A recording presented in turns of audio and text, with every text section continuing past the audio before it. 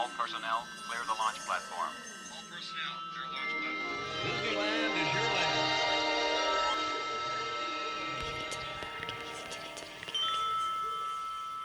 The Leaving Today podcast, the show about the news, history, and attractions of the Disneyland Resort.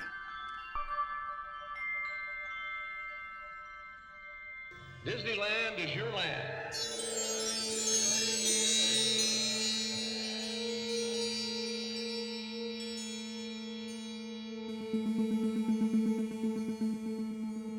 Well, come on, Wendy. Let's go. But where are we going? To Neverland. Neverland. Hello, and hello. Welcome to Leaving Today podcast, episode number 217. That's 217. Thank you so much for joining us this morning, this afternoon, this evening, whenever it is and however it is. We do very much appreciate it. My name is Mark, and I'm one of the co-hosts here of the LTP. Sitting to the right of me this morning is the Trail Master of Puppets himself, Udi. Now I can't say my normal What? good evening.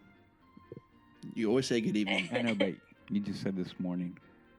It's okay. It kind of like destroys the whole thing. No, it works because some people listen to this in the morning, some people listen at night. For anybody listening to it in the evening, good evening. For everybody else, I don't care. And if you're having trouble falling asleep, hey, well, good. You've come to the right podcast. There you go. I will put you to bed. Don't worry. You okay? Well, that's what she said. Hey, you control yourself. Becky. I think some of us have rubbed off on Becky a little bit with that kind of comment. Yep. A year ago, Becky would not have said such a thing at all. She would have been like, "Can I say that?" Yeah. Oh. Well, anyways, that voice is Becky. Hey, Becky, what's up? Hello, how are you guys? Super fantastic. Full of coffee. Yeah, full of coffee. Yep. Yeah, that's good. Yep. All right, for those of you joining us today for the first time, hey, we want to say welcome. We think you find the water to be warm. We are an open and honest Disneyland podcast. We love the parks, want them to succeed, and we will talk about all the news and all kinds of topics. Today's show is sponsored by you, the listeners. And the way you can do that is go to our website and go to support, and we keep it super simple there on our Patreon page. You can whatever we've got 2 or 3 tiers on there that you can do it, and for that you get to be on the show and you get some cool swag, and you just get to be part of the LTP family. A couple things. Today's episode number 217. I've never done this before, but I do want to dedicate this show to someone that one of our friends tragically passed away this week. Yep. I don't usually, in fact, I've never done this on the show, but I just want to say today's show is dedicated to our friend, our good friend Eric, who lost his life on Monday or Tuesday of this week. Still reeling a little bit about that. But anyways, one of our last few conversations we had, honestly, was about Disneyland. It was, yeah. And he was complaining about Carthay Circle and the price of a $35 pork chop or something. and oh, man. Gosh, we talked about how cool we'd be to go with him at some point. Yeah. Eric, we will miss you. We'll miss you out on the trails for sure, and I'll miss our conversations, and I don't want to get too emotional about it. It hit me kind of hard, although we knew it was coming. Yeah. Eric, Mark and I worked together with Eric for a good number of years. Eric worked more directly with me because he was part of my crew in bikes, and he was an avid runner and cyclist and a good human.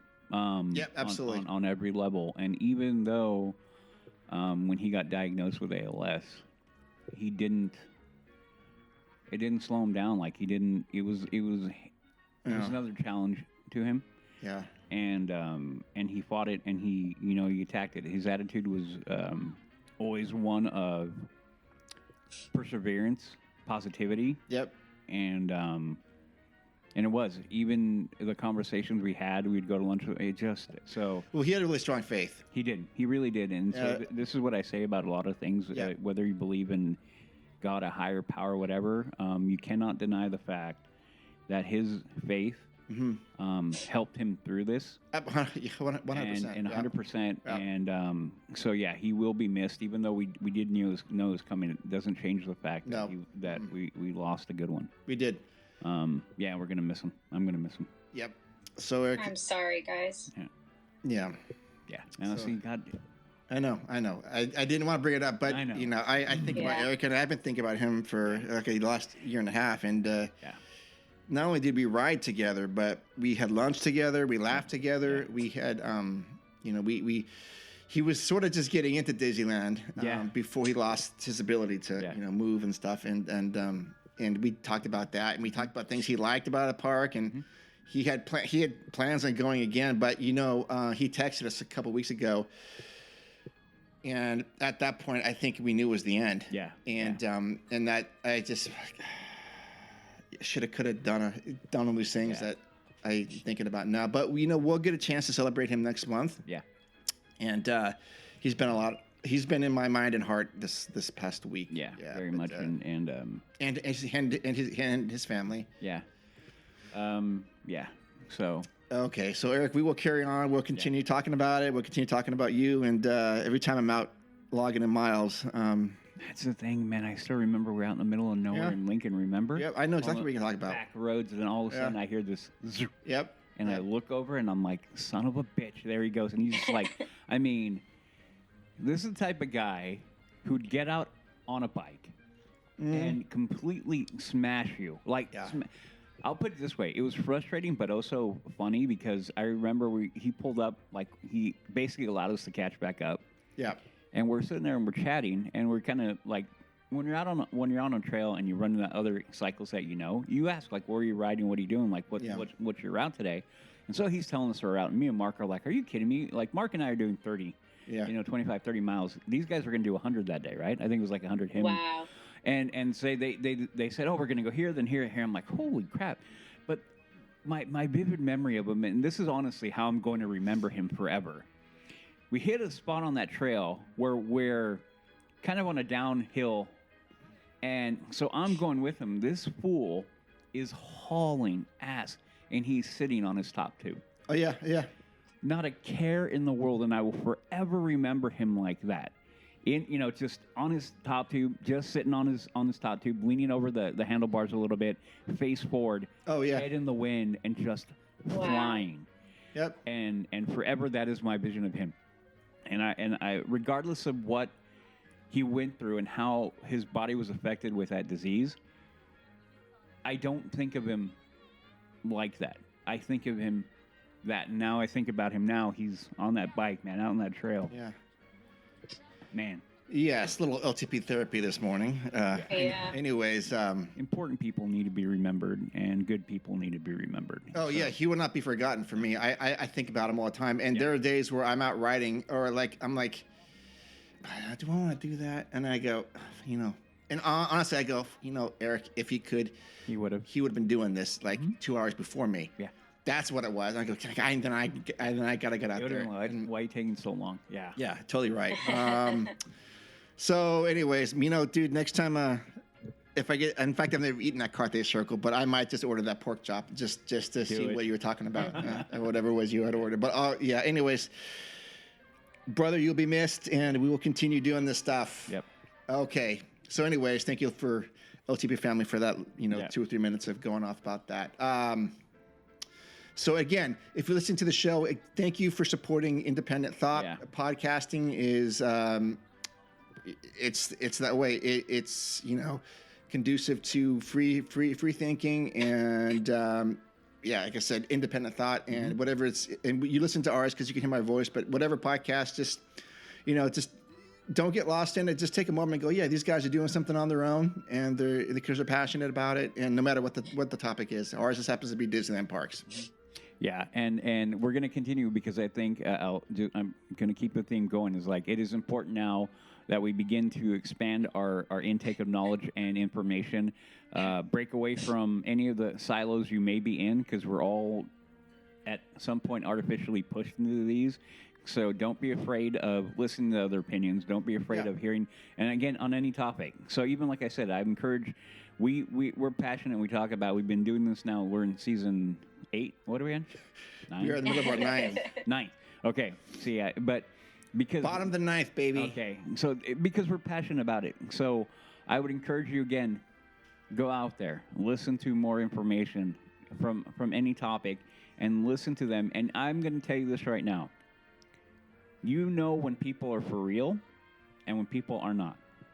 Okay? You know it. In your mind, in your heart, you will feel when people are genuine and they're not just there to make a buck. So listen to people, look at what they're talking about, and don't be afraid to take in new information. And also, don't be afraid to interact with people, like Correct. with us, with other listeners, with whatever show you listen to. Yeah. Because it is fun to meet other people, and you really can make actual friendships just with finding similar interests and like opening up your mind to other things. Yep. I mean, right there, 100%. Becky's saying it, but she's a perfect example. She's Yeah. exactly what it was. I mean, a few years ago, you were a listener. Mhm. She was a devoted fan. Well, I am hey, I didn't devoted. want to. I don't ever Actually, want I was. She had all the shirts possible. but the point is now with just conversing, talking, having these things, now she's on the show. Yes. So it is about developing a community of people and finding those things that tie us together, rather than focusing on the things that rip us apart. Yep. And understanding that we may disagree on many things, but we are, as human beings, are infinitely better when we are able to talk, find community, and disagree from a time to time. Yep. But not let that be the end-all, be-all. Like, if you're a good person, I can disagree with you, and I'm still going to like you. I have plenty of people I have plenty of disagreements with. That's shocking, Udi. I know, right? But when I see that they're a good person, that's fine, because at the core of who they are, they're a good soul. So, Okay. There we go. And we're going to put on this in a second, but just to that end, do check out our LTP Lounge every other Thursday. It's actually the opposite Thursday of when the show comes out. So this come out on Monday, not in 3 days later, but 10 days later, we have LTP Lounge that kind of comes out, and it's our live show from 6:30 to 7:30 Indy time. That's PST, and our last show was probably our best. It We was had fun. I don't know, like 11 people on there chatting about different things, and the hour went by so fast. Quick. Really good stuff, and I love the engagement. I love learning about stuff, and I love learning about the listeners, and it's really your time to talk about whatever you want to talk about Disney stuff. Yep. And for all the same reasons, about creating community and having conversation, and that show is meant to be an active interaction with people on YouTube watching and listening to what we're talking about, as opposed to the podcast where there is no up to the minute interaction mostly. This goes into the can and sits until Mark produces everything. The YouTube is in that moment, and it's real time. Yep. In fact, on that Thursday, some new Disney 70th merchandise and decorations were announced at 3:00 that afternoon, and we were able to talk about it right there. away. Yeah. So definitely join us there, please. Yeah. Because that is what that's about. Yes. But what this is about is people tune in to, hey, I want to talk about Disneyland. So we're going to get to it. All right. Yes. Everyone settle down. Okay, wait. One more thing. What's that? Before we actually get going. Everybody needs to go to, was it Edge of Grey? Oh. EdgeofGrey.com. Mark, I told Mark I'm going to do this. So I'm going to be doing this until it comes out and then after it. So go to EdgeofGrey.com, correct? That's the Yes, site. that is correct. That is Mark's album that's going to be dropping, I don't know, in April, right? Is that Mid-April, yeah. Mid-April. It is available for pre-order. Digital download at the Digital moment. download, at the moment, and then sign up for their newsletter, and then there you go. So please, if you could, support Mark in this endeavor. Like I said before, I've heard 3 tracks, and I dig them all. So there we go. Well, A question too about digital download. Is that like through Apple Music? Yeah, the album will be Okay. on Apple Music. It'll be on Spotify. It'll be on iHeartRadio, and That's amazing. thank you. Yeah, we are going to have Congratulations. physical CD and an album as well to come out a little bit later, but the digital download will be available mid-April. But thank you. Yeah, 9 tracks that'll change your life. No, I wouldn't say that at all. But I probably think, oh, this guy has lost his mind. with his music. No, Well- I think people will be excited. Well, I was going to say you lost your mind, but not because of the music. Oh yeah. Yeah. Mm. Yeah, the two things could be true at the same time. Two- You yeah. have No, lost they your can't. mind. No, they can't. Yeah, Yeah. they can't. Yeah. Well, thank you so much for that plug. Yeah. Something I've been working on for a long, long time. Yep. And yeah. Anyway, today's opening question is so this is in regards to episode 216. We recorded it a couple weeks ago. You did not know this, but I was sick. I was my voice was shot, but I'd been dealing with I've been sick for, I don't know, at that point 10 days or something, and I didn't think to ask anything because it went by my head. But during the mix of it, the editing of it, Becky brought up something that I really should have brought up at the time because I really wanted to expand upon it. So she was recalling her trip to the parks, and she said, "Oh, something like I could see myself spending 2 days at DCA." And at that time, I was like, "Okay, whatever." But then I was thinking, well, I can't spend 2 days at DCA. So I'm wondering what, Becky, you meant. What has changed at DCA that has that makes you think that? And you know, I would want to be to the point where I can spend 2 days there. I mean, believe me, I love the park, and I can spend. I'm good. I know I'm kind of stealing your thunder here, but I'm good for about 9:30 to 10 start time there, and probably staying till 5. That is a full day for me there, and then going over to Disneyland from 5:30 to midnight. That would be great. But I would be interested in learning more about what makes you think that, and let's unpack that. So I do want to say I had no idea you were going to ask this question, and I, of course, started to tell you something. So today, I was like talking Disneyland with Tim, and he happened to tell me he could spend a half day at DCA and be fine. So, but I still stick by my 2 days. Okay. And here to answer your question. Yes. So I felt when we went, there was a lot that we didn't see as far as like the Fill Our Magic show. Okay. I would love to spend the day and be able to see that. I know this would not interest you guys, but they have a Disney Junior show for my kids' ages. Okay. That's something I would really be interested in seeing and experiencing. As well as that animation area where you could... Do let the listeners know how old your kids are. Oh, yes, sorry. So my kids are 3 years old, and by the time this comes out, I'll have a 2-year-old. Oh. Too. So 3 and 2. So they're nice. close in age, but they're right in toddler. Okay. Well, full toddler zone. And I felt there was actually a good amount of toddler activities to do, more so than I had seen at that park before.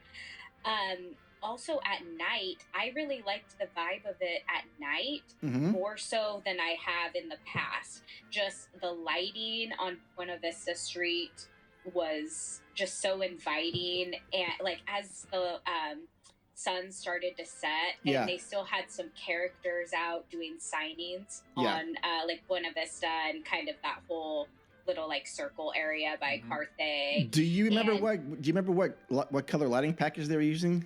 Oh no, I don't. Because when I think about that, I think of the like deep purple. purples. Yes. And I think that's I spectacular, by the way. Yeah, I'm trying to think. I don't think it was quite the deep purples. Okay.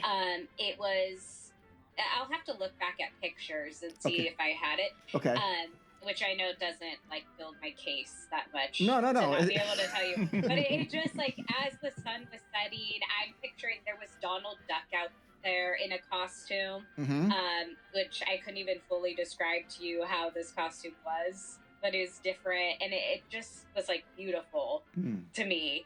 And I enjoyed a root beer float from Clarabelle's in the evening.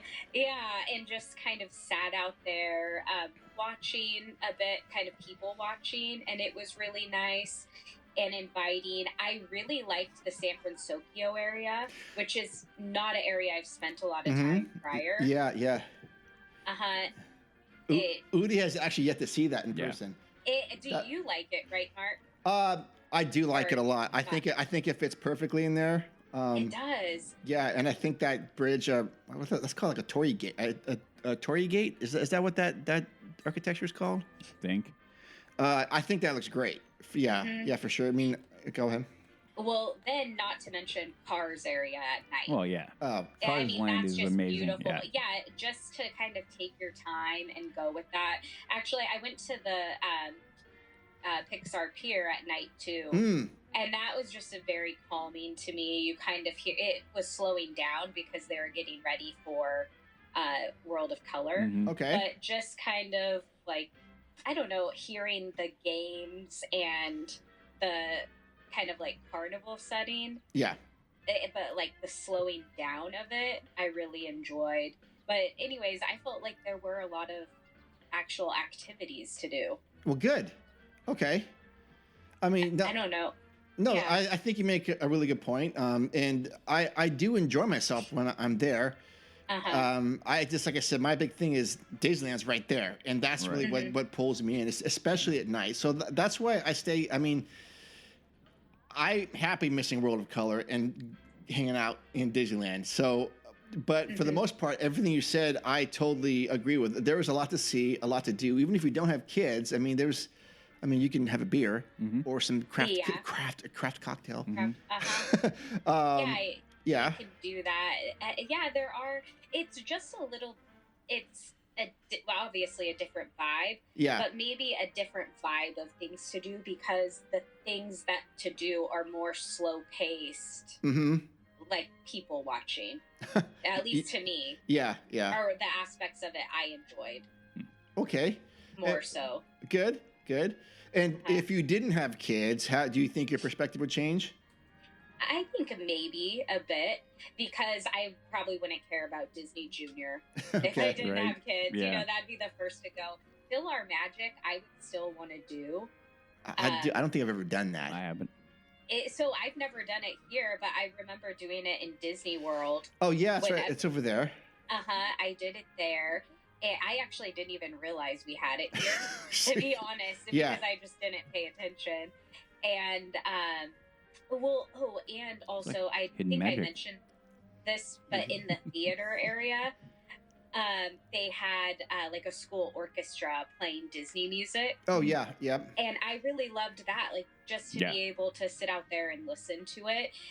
That was a really nice vibe to have there, which so many times I see nothing going on there. Yes, you do, and that does beg a question. I don't know if you thought about it while you were there. I know I did because I purposely went into Disneyland. To Hollywood Backlot, thinking about does Avatar fit here? No. Or does like a Coco thing fit here? No. Or a Coco fits more to me in that area than Avatar Pandora thing. I just don't see it there. And I go, this whole area can just be wiped out. But then you think about something you're talking about, like a school or orchestra playing.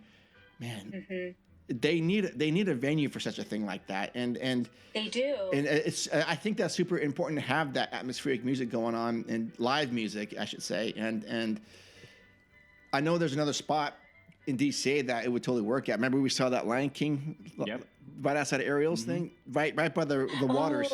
Yeah, right there. I know where you're talking about. That would be perfect for live music, a live stringed orchestra. People go, oh, what is that? And they would literally stop and sit and listen to that.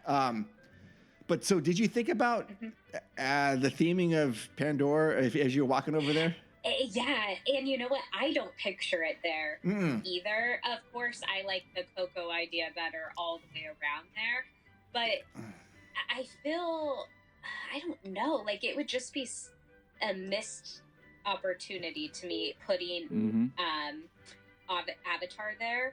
But I can't necessarily say, other than Coco, a better idea if the idea isn't to keep it a Hollywood theme. But I think in general, there really does need to be like a consistent show and something else there to really like bring in life. Because having the music did add a lot of life there. Oh, yeah. Yep. And I think they need something else, like in where that Muppets area is, but not a show, more of an attraction. Yep. Yeah. Wasted Yeah. space. Wasted What'd you space. say? I think it's a wasted space. Yeah, it's totally wasted space. And you know what I didn't have but schmoozies? Oh, You know where I'm talking about? yes. Okay, I saw people walking out with milkshakes that looked so good. Like yes. big night, kind of like what I call them like designer type milkshakes. Oh, like the ones over like at a specialty. Black Tap.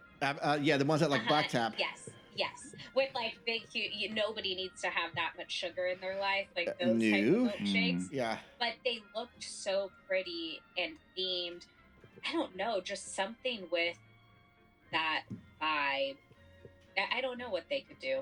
I do think Coco would be great. I don't think that they're going to do it. Udi does not think Coco goes there. You don't? No, Well, I'm thinking the reason why I do is I'm thinking like the colors of Coco and like transitioning it to like some sort of like town feel. Yeah, a nice village out there. Yeah.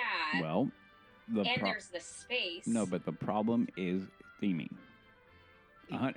So you can't go, and we're gonna go like Hollywood backlot, and then you transition into Avengers Campus. Those are hard lines. How do you blend that? How do you blend that? That is my issue. Like I'm going. I mean, when you look at that area, it can fit. Like Coco can fit in there. Like if they gut a lot of that and they make a lot of room, there are a lot of pieces that can fit in there. Yeah. That isn't even my question. It is more about how do you make those transitions seamless. Now, from what I understand, over in Florida, they don't care. Like we're gonna just a hard. Yeah, Disney Hollywood Studios is not correct. So yeah. Did you like Hollywood Studios? Okay, so when I was there, we had two spectrums of weather. It was hot AF, and it also dumped rain like at night, and I was pissed because I was well, let's just say, not all of us brought rain ponchos. And when you have kids, you kind of give them your ponchos, and I gave them mine, and I was the one who didn't have any afterwards. I was soaking wet, so I was a little pissed off at the end. But I did not like the layout of that park whatsoever. However, I thought Udi and Jess would like it just because there's so much stuff there to do. Right. I thought there were some pretty cool restaurants, some pretty cool little tucked away tap rooms for a beer. I thought that was cool, but talking about theming and whatever, no. The way that they treated Galaxy's Edge was like, this cannot be right. This looks like shit. Sorry. Like mind blowing because you're like, wait, what? This is it? Yeah, this is nothing like what we have here. I mean, ours is just the theming is. I mean, even though they're supposed to be like the same, yeah. The transitions on our side are night and day. Like, what the heck's going on? So, I think there's a lot of potential. I recommend people going there just to see what it's about, because they do some cool things there. But if we want to go again, and that would be a park I might skip because I really am pro Epcot. I think that's the best thing I've seen in a long time. Anyways, what are your thoughts about that? Yeah, actually, that's a lot of mine. Like, I thought there was great food and great beverages there, actually. Yep. But the same thing. And like, you go into... So there's the Star Wars there, Galaxy's Edge area. Yep. But then you walk to the other area, and there's, like, the other Star Wars section with... Star Tours, which that looks beautiful. Oh yeah, that Star Tours is better than what we have here. Remember with the big, it looks like the so trees nice. and the like just beautiful. But everything is like I can't quite place it. Like everything is just like, oh, now you're here. It feels more like a Universal Studios to me than a Disneyland. Yeah, or than a Disney park. I should say, like just. Yeah, you've got Endor backed up to Batuu. Yeah. And you go, what is this? Doesn't work. Mm-hmm. Okay. But the food, I had excellent food. Yeah. There, but anyways, the Hollywood studio or the Hollywood backlot kind of reminds me of that right now. Yeah. Of like that park, but to me it does have so much potential. I also know I am not with the majority, but I like the Monsters Inc. And I know I'm not with the majority, but I feel like there's so much detail in that section, but it is a lot of space too. That could be something.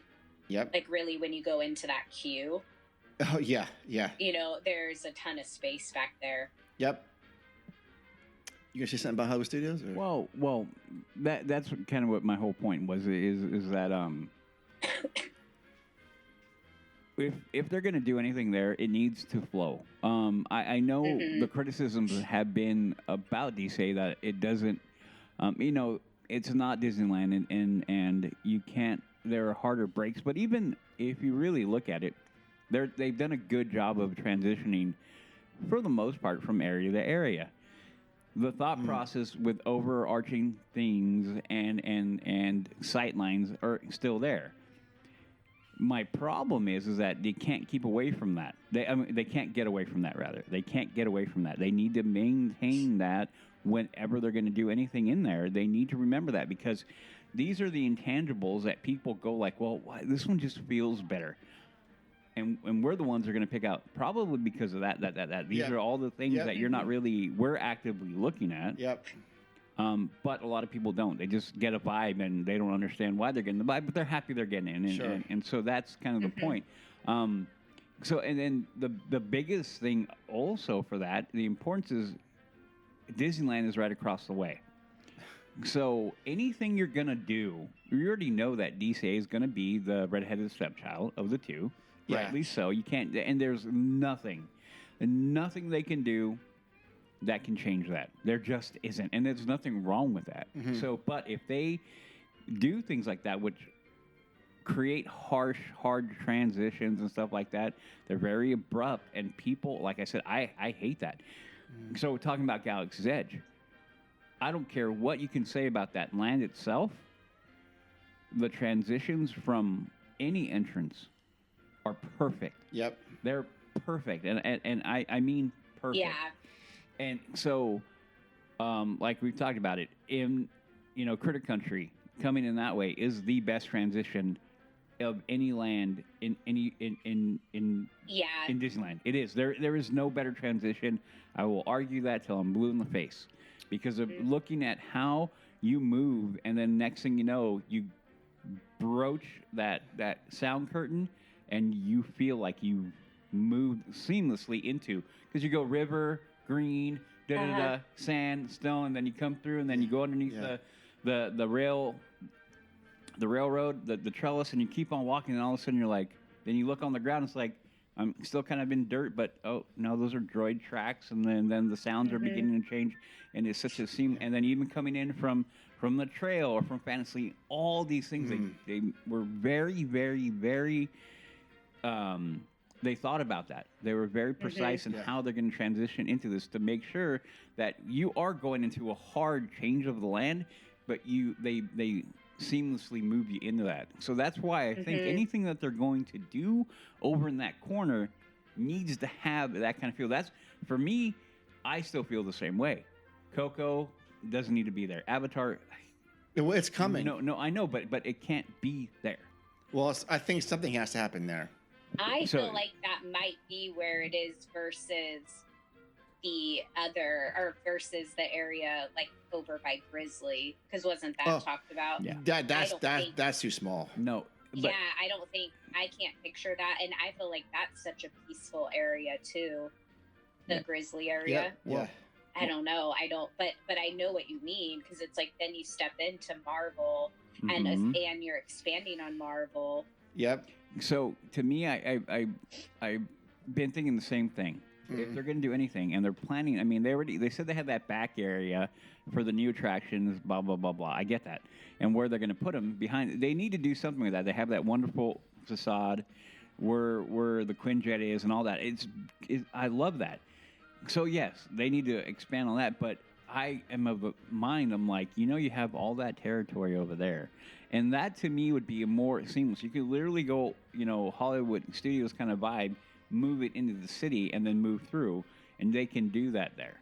I think that, when you think about Encanto, it isn't a city. It isn't a big city. It's a pueblo. And that is a different thing. It's a whole different thing. So you literally go from Hollywood to a little rundown pueblo to Avengers Campus. Like, you think about it, it is probably one of the most herky-jerky things you can do, unless The only way they can do it, I think, is if they kind of curtain that off and literally make it transition so that as you walk through, where the Muppets and all that area right in there, and then the other side coming along, if they can somehow make that like kind of what they did with the transition for Galaxy's Edge and Critter Country, and then you move into something where you can have a smoother transition. That's, in my mind, that is the only way that works there. If not, it'll literally be like a hard, you're in fifth gear, then you shift down into the second gear where you go, and everything racks you around, and then you go back into fifth. That's how I feel it would be if they did anything other than maybe expand more Marvels or something else there. Mm-hmm. Yeah. I would love for Coco to have, like, if it did have more than just an attraction and did have, like, a Pueblo area, because when I have been at Halloween time, like that season, there is so much that they do as far as having Coco characters out singing. Like, the music is big, and I think very enjoyable. And also, they've done stuff with A Day of the Dead. And it's been. I've always thought that that's really cool and such a learning opportunity for people. Yeah, and now, even though I'm not a fan of Encanto, I get why. I mean, there are plenty of people who are, and those two, I think, can play hand in hand to expand that overall kind of vibe into the park.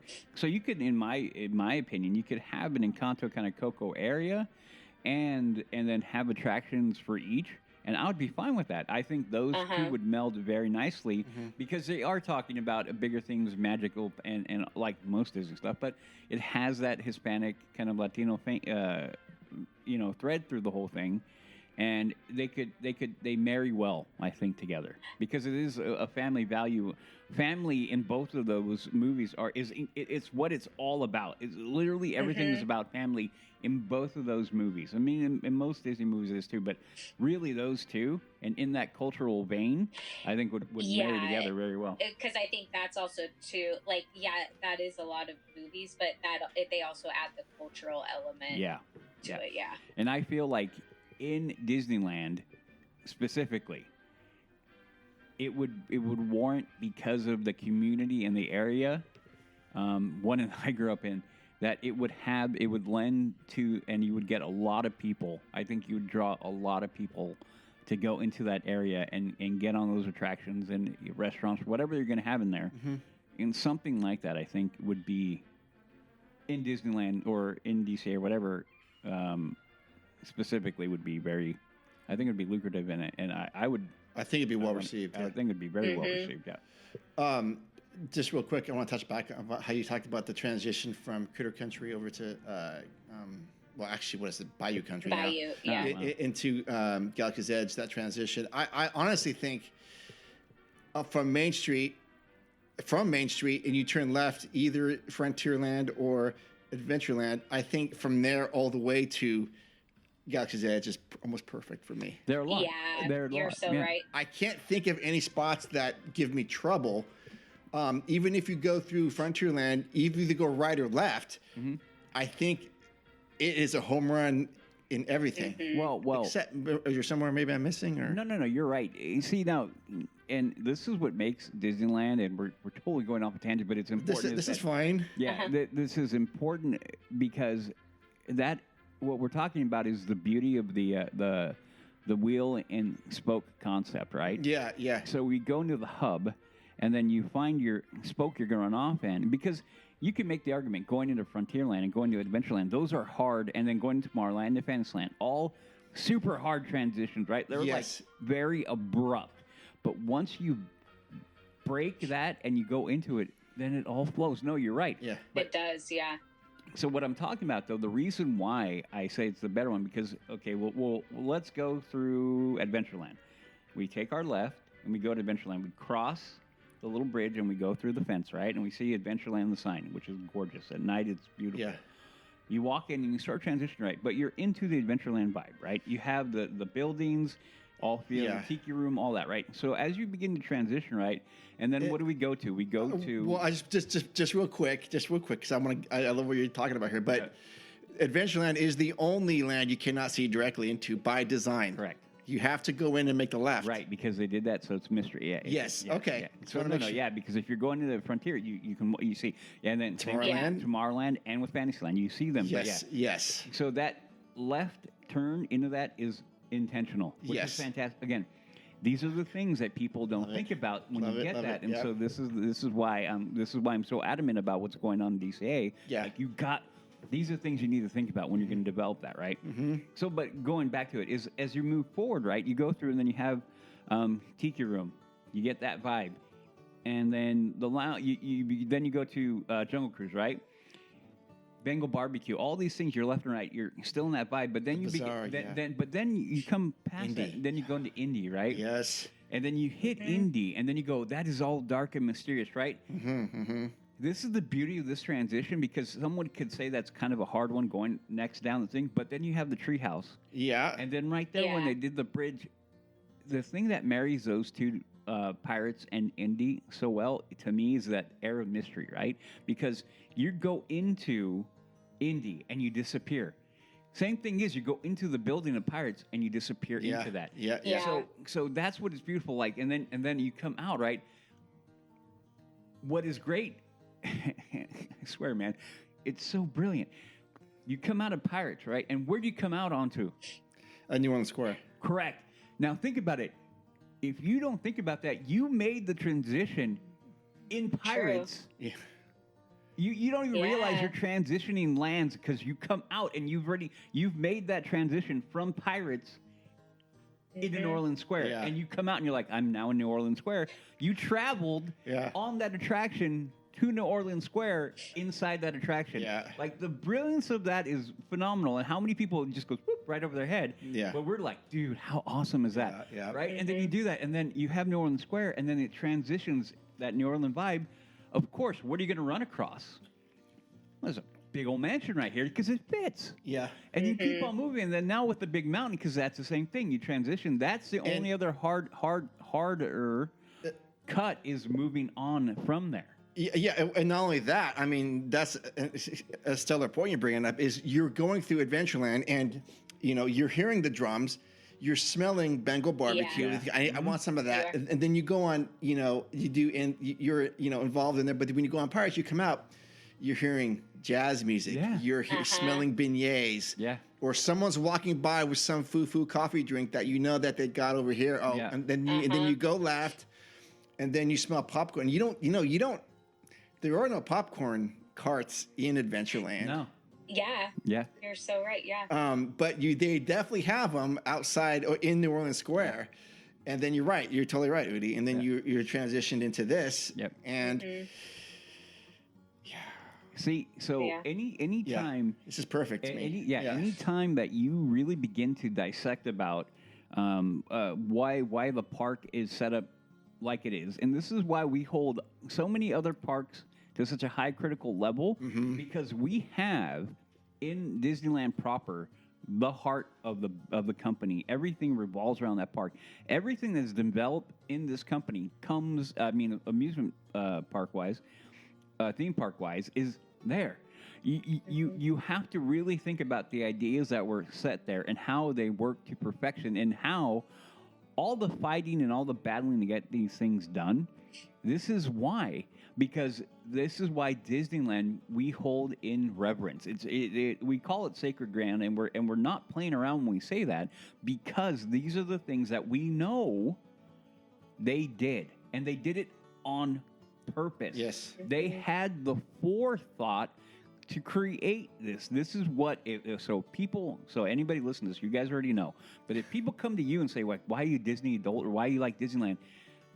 Let me tell you, all these things that you like, oh, that's cool, that you take for granted, started there. Yep.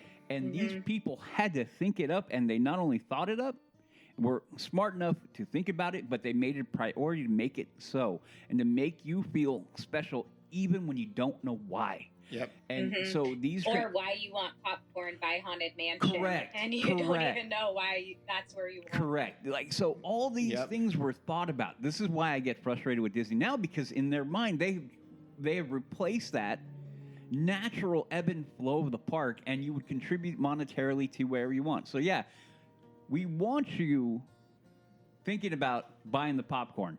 Okay, we want you thinking about getting a churro. We want you thinking about getting a beignet. That's the way it's always been. But now what Disney's done is like, well, we want you to do that. We know you're probably going to do that, but now we're going to dig you down a little bit deeper for this and this and that and this and this and this. So they've taken away that natural ebb and flow that they went through all that trouble to make happen. And so with all these other things, this is why we get frustrated with that, other than them feeling like we're nickel and diming. But that's the thing. So the natural transition from there, and then you go to it, and then you go now into, TBA.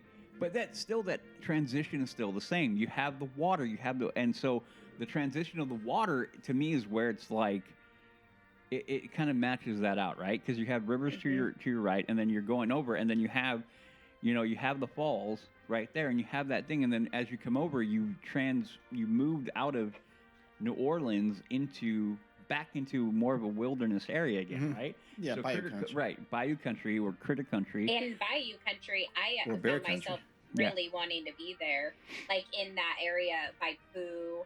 With the water going, right. Like, I love that. So again, you Once guys, you get deep in there, exactly. So once you guys think about that, right, you're thinking about the rivers to your right. It thematically fits because it's all there, lush greenery, water flowing, the whole thing. That's why, even though from Mansion to TBA is kind of a hard, abrupt one because you go over that bridge, but it's eased with the mere fact that you have the water. So that water right there from the falls on TBA going into the rivers of America, all that area right there, it kind of still feels normal and natural because, it's the water. So you're going, so they use the water as your break, and then they have the bridge, and then that bridge is your transition over, and you're seeing it, right? So you go wilderness, and then you're into Critter Country, and you're into wilderness, or Bayou Country now. Or Bear Country. Or Bear Country. Yes. yeah.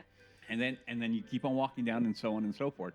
That is why when you go to that left, understanding how you're transitioned and moved and why it just feels normal and natural, that is why. And that's why it's so freaking important. That's why Coco, Avatar, any of that kind of thing, if they're going to put Avatar, cannot go there, but if they're going to go and going to put Coco over there, they better be very, very mindful because they have done a fairly decent job at DSave keeping those things in mind. Yep. This is why I worry about current Disneyland, because do you guys really think about that? I don't know. I feel like they don't. They would rather prioritize Just try to fit something in. Correct. Versus, and instead of thinking about the Yeah. overall scope and feel of the park in general. Another good opening question, Mark. Good Lord, man. Oh my God. Well, maybe we should change the subject today. I mean, I know. we could talk about transitions, and that maybe we just did. Yep. But we do have news to talk about, and that was a really good topic. So anyways, I guess from that, let's head on over to the news. You listen to me now. You are talking about things that you do not understand. All right, so let's start here with the news. We do have a feature presentation, but I think we're going to wrap it up into the news because it kind of ties together. And we did spend a lot of time speaking of transitions, which I have no problem with. I hope you LTP listeners don't mind either, because that's what we're doing. Okay, first news item is Disneyland offers summer discount tickets during the 70th anniversary. One day, one park tickets will be available for as low as $100. Starting from May 16th through August 14th. Disneyland will offer deep discounts on tickets during the summer kickoff of its 70th anniversary celebration, yet another sign that the Anaheim theme park's peak season has shifted to Halloween and Christmas. Remember, it used to be summer, but now I think it is fall and winter. The Disneyland anniversary offer will make tickets available for as low as $100 for one day, one park ticket good, and then prices typically hover between $142 to $205. So this actually is a good deal. But again, this price I think is going to be flexing because it says as low as $100. Yep. The other caveats are the discount tickets that went on sale March 7th and park upper upgrades are not included. Park upper is not included, so it's one park, one day. And but you can get, of course, a lightning lane and add-ons, the park hopper upgrades, lightning lane, and that Premier whatever lightning lane thing is. Of course, you can add that as well. Don't do it. Do not do it. The twin summer deals include a 400 4-day ticket and a 360 3-day ticket, each good for one park per day. So $400, you get to go for 4 days. Mm-hmm. That's actually not bad. Not bad. No, it actually is good pricing. Yeah. Or, well, that's subjective. Like, not good, but I mean compared to prices. Yeah. And then compared to current prices. Yes.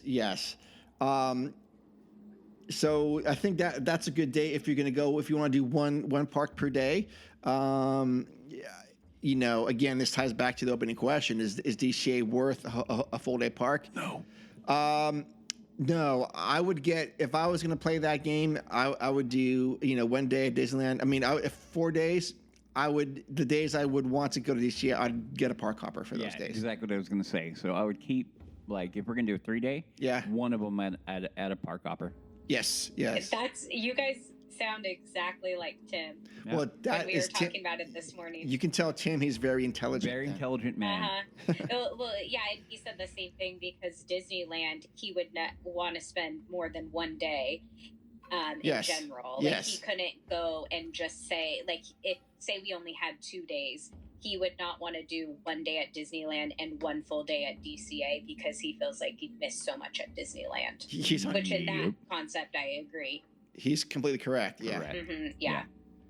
I mean, I guess you could stay there till like 9 or 10, then go to DC. I mean, to downtown Disney. But no, if it's an extra $70, which I think that is nonsense, anyways. But if you're playing go ahead. So if you add it to all the days, like for my family.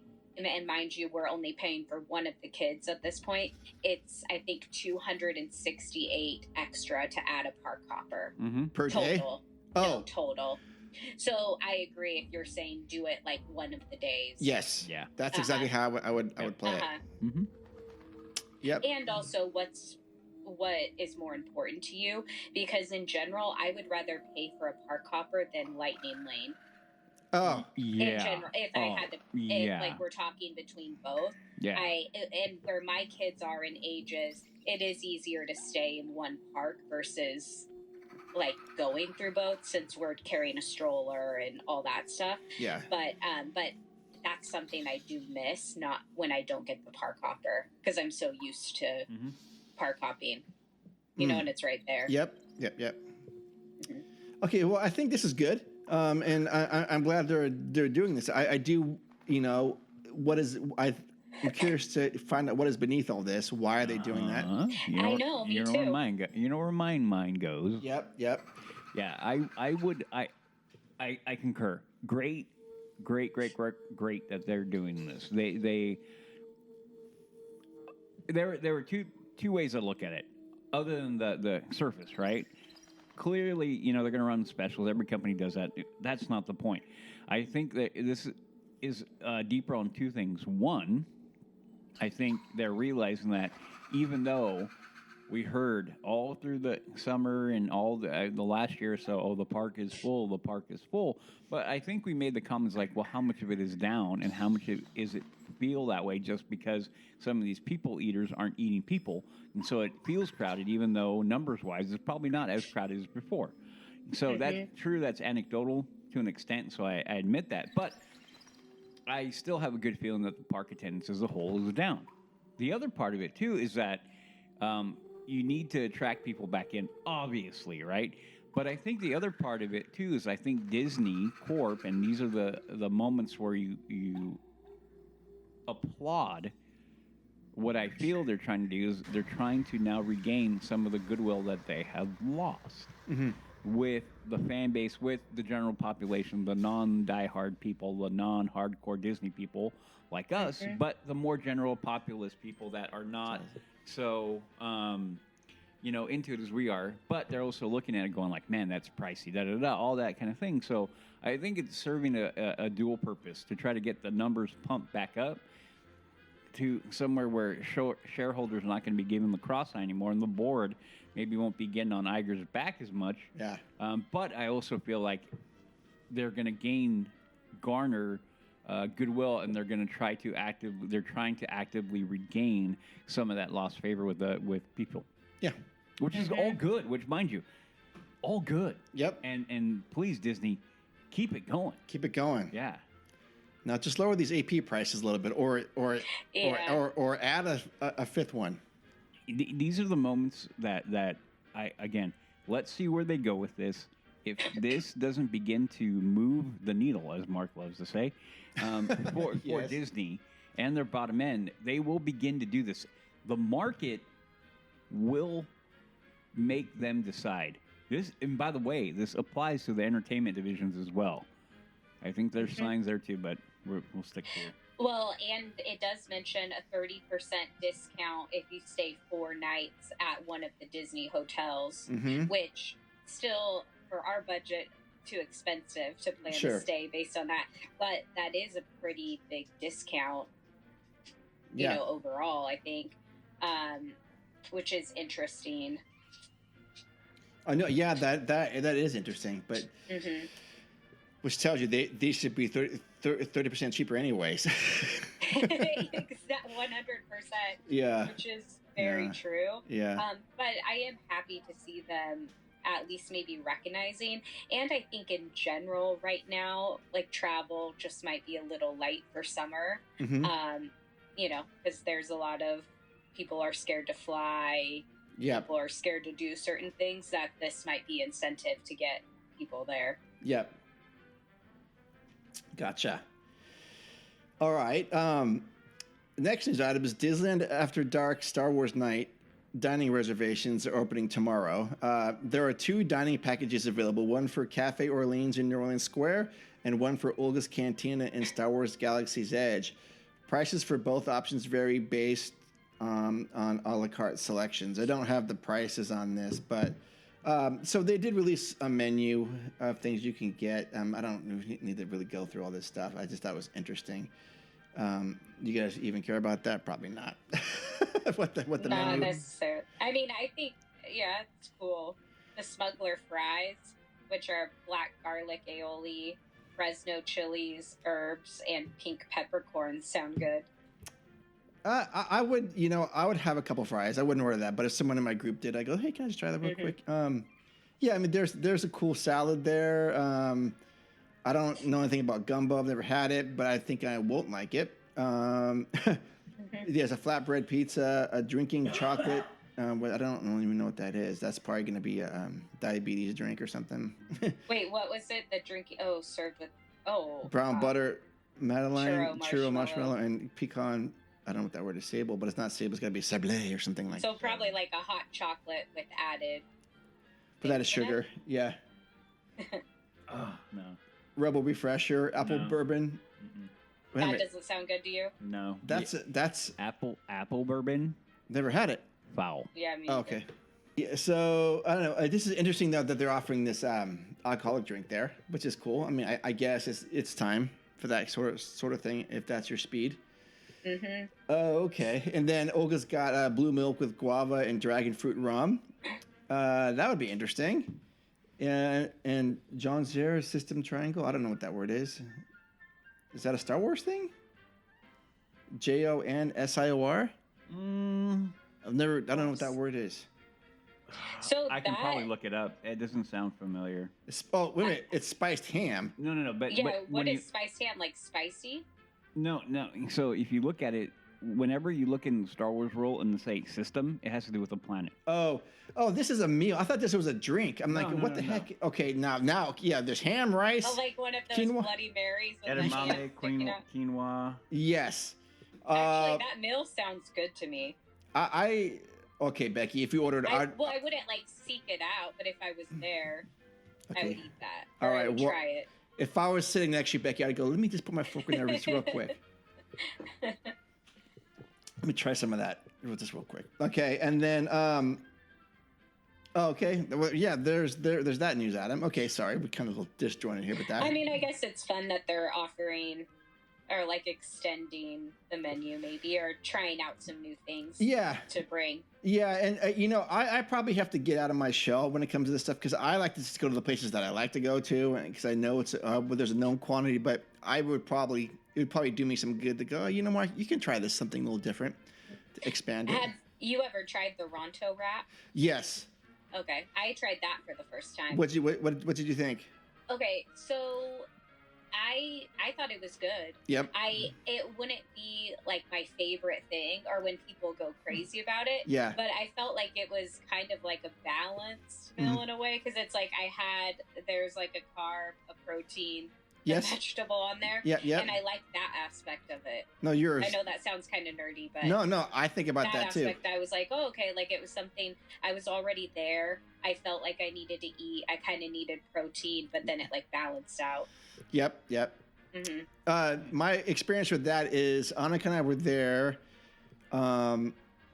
in the morning, and we ordered a mobile to go, and so we did a couple of things. Then we came back, and your order's ready. Well, it came back. They ran out of the breakfast version, so they gave us the regular one. I go, oh, well, this isn't the breakfast one. They go, yeah, this is what we have. I go, sure. So we tried it, and I thought it was really good. But I was still hungry. I probably could have 2 of them. It's more like a snack. I would say. Yes, it is a snack. So I do want to try the breakfast one, but I also enjoyed the Ronto wrap, and I was thinking we can make these at home pretty easy. That's what I said to Tim after, because he didn't eat it. But I was like, I felt like I could make this at home with like Adele's chicken, apple sausage. 100%. Yep. Yeah. And just for clarification, the John Seor system is a Star Wars. It's a Star Wars planet. Oh, okay. Oh, okay. Yeah, I didn't know about it, and I was doing a quick read trying to figure out, like, okay, what is the source? Like, did it come from the EU? And I couldn't find it quickly. But it is very... so it's a deep cut, and I need to figure out what the deep cut is, but clearly it's a deep cut. Oh, yeah. Okay. All right, moving on. Disney's Grand California Hotel getting updated park entrance gates, storytellers and Napa Rose closing for refurbishments. Yes, in previous, 2 episodes ago, we talked about storytellers and Napa Rose closing for refurbishments. But as we speak right now, the hotel itself is undergoing a refresh to elevate the guest experience for the next few months. And really what this is going to impact you is if you're in DCA and you want to cut through Grand California to go in that way, or if you want to go from Grand California into DCA, that special entrance is now shut off. Yeah. And I think what they are going to be doing is adding those new gates that are probably I saw them when I was there in January, and they weren't active. The ones right in front of Disneyland and DCA. And I don't think they're active when you were there, Becky, but they seem to be working now. Not fully functional, but it's but you can go into them because I think they're going to do face recognition, but the face recognition part wasn't working yet. But this one is going to be, I think, upgraded to that. So you cannot do that quick transition from hotel into the park from that direction. Whatever, that's fine. Yeah. Okay, now let's get into some really good stuff, some really good news here. Mm-hmm. Disneyland reveals 3 new destinations for Millennium Falcon Smuggler's Run. The refreshed motion simulator ride in Star Wars Galaxy's Edge debuts May 22nd, 2026. Not in 2 months. So, Smuggler's Run will venture into 3 Star Wars planets first visited in the original film trilogy of the 1970s and 80s when the rebooted Disneyland ride embarks on a new adventure with the Mandalorian Grogu. The refreshed Smuggler's Run motion simulator ride in Galaxy's Edge will visit Tatooine, Endor, and Bespin when the updated attraction debuts next year. Concept art of the new adventure aboard Smuggler's Run, released by Walt Disney Imagineering, shows a sandcrawler on the desert planet of Tatooine, the Death Star disintegrating in orbit near the Endor moon, and the Millennium Falcon racing toward the Cloud City of Bespin. Of course, Tatooine is best known as a base for smugglers and a hive of scum and villainy in the original 1977 Star Wars movie. The harsh desert world on the outer rim of the Star Wars galaxy once was home to both Anakin Skywalker and Luke Skywalker. Yeah, we all know that. Endor is best known. I for sure knew that. You did know that. Endor is best known as the home of the Ewoks. Of course, I'm not going to go into that. And Bespin is Cloud City. That's where we first meet Lando in the trilogy. Uh-huh. Yeah. basically, there's a bunch of other details that you listeners should don't really care about unless you really want to talk about Star Wars. But this is basically going to break the time cycle, the time lock that we are in Galaxy's Edge. Right. Rudy, I'm sure you have something to say about this. Well, okay. So the one thing that I feel is critical in what they're doing here is that they are touching on all three of the original trilogies. You know, they're not just going with one or whatever.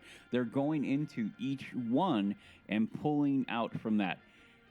To me, that is immensely critical because you guys know I say this ad nauseum. Everything good in Star Wars has a direct tie back to the original trilogy. Yep. Okay? Not disjointed. No, they're Anakin and Luke. Anakin and Luke. Anakin and Luke. Anakin and Luke. So the fact that they're doing it is immensely positive. I mean, I don't have enough positive words to say right now about how good this is. Wow. Yeah. Because it is a huge sign that somebody finally figured out that, hey, we need Star Wars to be a thriving IP. Mm-hmm. It was at one point. We have screwed it up. And In the Park really was one of the biggest screw-ups, okay? Yep. This is a massive sign that they have realized it. So the other part that is also critical to this is the fact that they are now also incorporating in this Mando and Grogu. The reason why that is important is because we all know that if you, the newer Star Wars fans, didn't migrate to the sequel trilogy, they just didn't. It didn't. They tried to make that happen. That was the force that Disney corporate tried to do in Galaxy's Edge to force you to like the new Star Wars.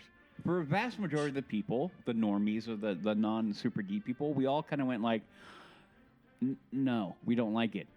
Okay? Yeah. But then they unleashed Mando and Grogu. And how many people, Jess is a perfect example, oh my God, I love Grogu, I love Baby Yoda, blah, blah, blah, whatever. That pulled in new people. So they kind of went like, hey, we know the original trilogy works. Awesome. We also know that Mando and Grogu work. Awesome. Let's marry them. Let's begin to bring the people, give them what they really like. Give the people what they want. Get the people what they want. Yes. They want Luke. They want the original trilogy. They want Darth. They want Anakin. They want these people. They want Han Solo. They want Leia. They want them. There is no better iteration than them in the popular culture, period. Okay? Then the only people, and then they're touching with the younger people that watched Mando and Grogu, and they said, now we're going to marry them. And so this is fantastic. So I read this and I saw this and well, holy crap. And the other positive thing is a clear breaking of the time lock with Galaxy's Edge, which is something, and I won't relitigate that. No. But that is another thing that is, these are all this one move alone. And then the other last side tangent, it actually refreshes the attraction. It does. Uh-huh. And I do wonder how they're going to handle this. Is it going to be a, you don't know what adventure you're going to go on? Yeah, it better be like that. It better be like, you want to know the last thing they need to do? They just need to get rid of Hondo. As much as I like Hondo Tanaka, I love Hondo Tanaka. As a character, if you guys don't know who Hondo Tanaka is, which a lot of people are going to walk in like, who's Hondo Tanaka? Yeah. I love Hondo Tanaka. Yeah, But they need to switch him out to Han. You put Han Solo in there. I'm telling you, put Han Solo in there. It should be Han Solo, or at least Lando. Yeah, it could be Lando or Han. Yeah. And oh my gosh, it's over. Like you don't even know. It's game over. Yeah. It's game over. All the long lines that have kind of waned will come back, and this is going to all start. So I'm telling you this right now. We see that happen. That is probably one of the biggest signs you're ever going to find out that they're done forcing the sequel trilogy. They will not let that go yet. Yeah. But that is them fully, in my opinion, fully embracing and recognizing we need to regain Star Wars fans, the ones we've lost, and the way we know to do that is to give them what they want Luke, Yeah. Han, Leia, Yeah. Darth. Mm-hmm. There you go. Yep. Simple stuff, Disney. Simple stuff. Give us what we want. That's what we want. That is what we want, yeah. The other game-changing thing that you brought up, I think a year ago, that I still think about is if they did like a nighttime fireworks show there, narrated by C-3PO and R2, and him just talking about adventures. Yeah, I'd been like, I would probably be crying because this is what I want to see. This is holy crap. This is The one scene that they could reenact I know. Yep. is the one on Endor. Endor, yes. C-3PO Yes. is telling them the story of how they've gotten to that planet. Yes. And you see the passion. I mean, for C-3PO, he's narrating the whole thing. For anybody who hasn't seen it. Oh, who hasn't seen that? Well, there are plenty of people who haven't seen it, sadly. I have one in my mind right now that she refuses, but I will move on. Okay. But so that would be it. You can talk. He can talk about that. They could have the fireworks going with the music and him talking and having R2 beeping along with it. Oh my! You're right, Mark. Like the sheer thought of it right now is giving me chills. Yep. Because it is. It will hit at the heart of what Star Wars is. It's great storytelling with passion, and it's still going to be hopeful. So man. You see these things coming from Disney. I'm telling you guys, keep your eyes out for this stuff. These are the things that are white pilling me more and more. Support this stuff, okay? Yeah. Speak your mind. When this comes out in a year, we need to go and we need to ride them. And if you like it and you honestly love it, what they've done, let Disney know in any way you can. The mere fact that they're doing this is massively positive and is a massive good sign for everybody who loves the original trilogy and the heart and core of the heart of Star Wars. Yep. I actually think too, as somebody who's not into Star Wars like the way you guys are, if you have like good content like that, just going to the park and experiencing Galaxy's Edge and then being able to go and be able to see good content, I think that would actually bring even another fan base. Yep. Because like from my perspective, I really enjoyed being at Galaxy's Edge. I find it to be peaceful and interesting. Like, I see someone and I want to know a little bit more about that. And I think that I could see that building in even like another fan base, like as well as giving people what they want. Well, you're spot on, because we all know that part of the reason why Disneyland was created was to interchange and marry IPs that you were only seeing in movies, whatnot, and bring it to life. Okay, so this right here is a perfect example of going back to what made Disneyland and Walt and everything he's doing so good, was marrying that and bringing people in and go like, that crazy thing that you saw in the movie theater that you like fell in love with, and now you're watching 8, 9 times, 10s, how many times a day or a month or whatever, and then that's making it where you're going to come now and you'll be able to physically experience it. So the article goes on to say in there is basically it's not you're not going to be going into the storyline of the movies. It's a setting, right? So the fact that you're in that setting is going to be its own independent thing makes it even better, because then it will pull people like Begg's like, well, that was cool. Where did this come from? That was awesome. Okay, it's from that movie. I haven't seen that movie, or it's been a while since I've seen that movie. Maybe I need to go and watch it again.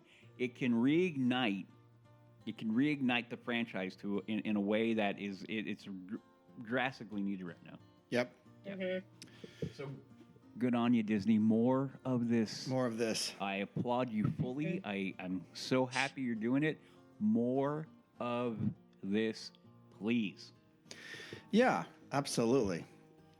Okay, next news item is Disneyland offers behind-the-scenes tour of for new Iron Man ride, and which is where it's just going to be called the Stark Flight Lab attraction at Avengers campus at Disney's California Adventure.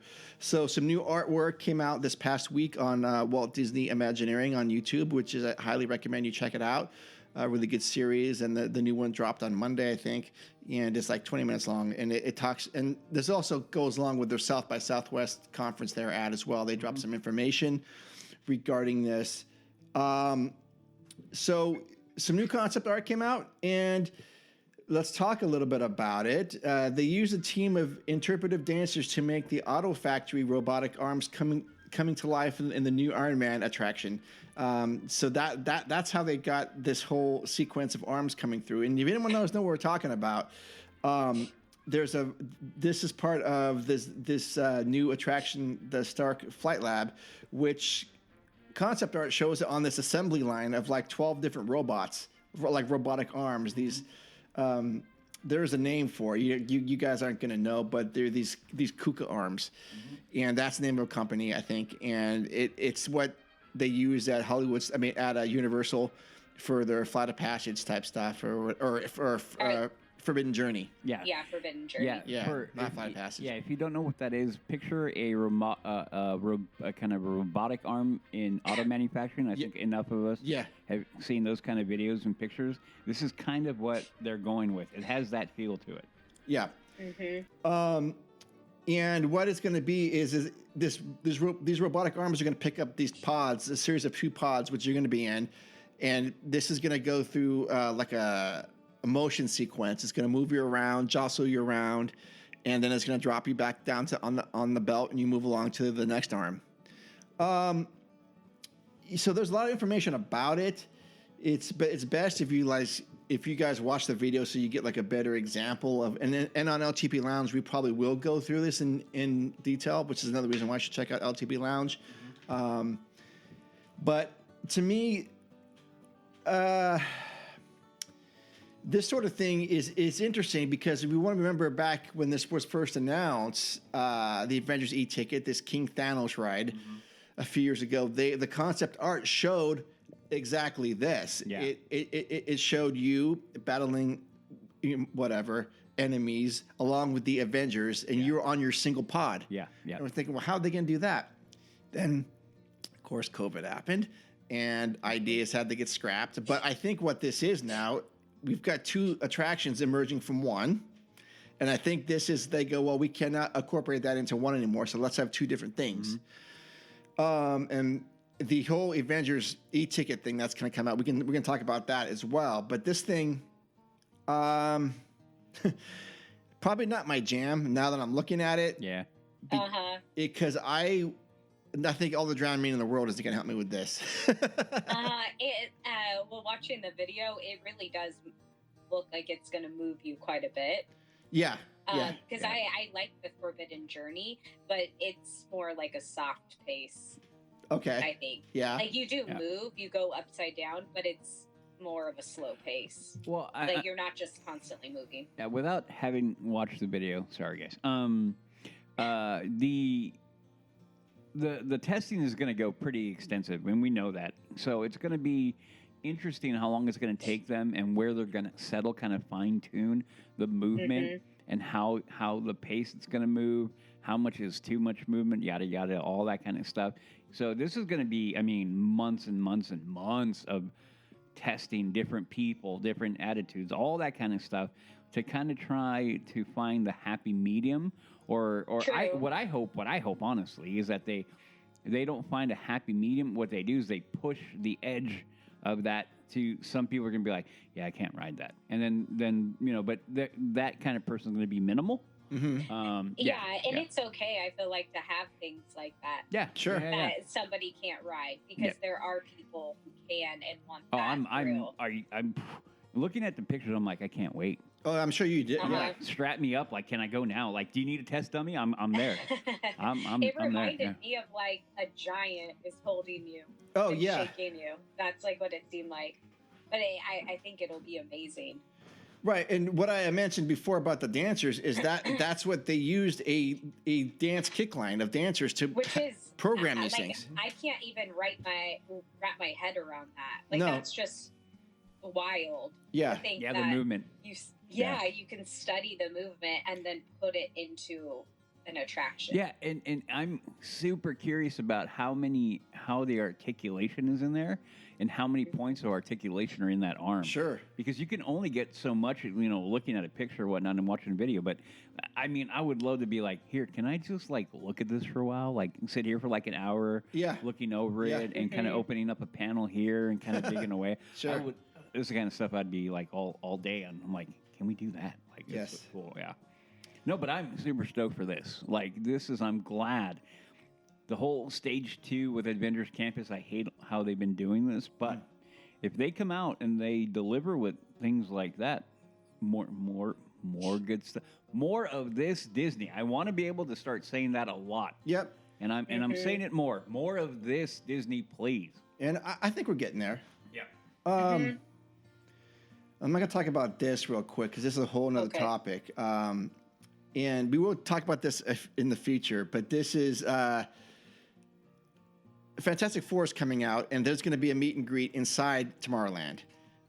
And there is some talk about retheming Tomorrowland to go. Well, Kevin Feige based the theming of this movie on the 1960s version of Tomorrowland. Yep.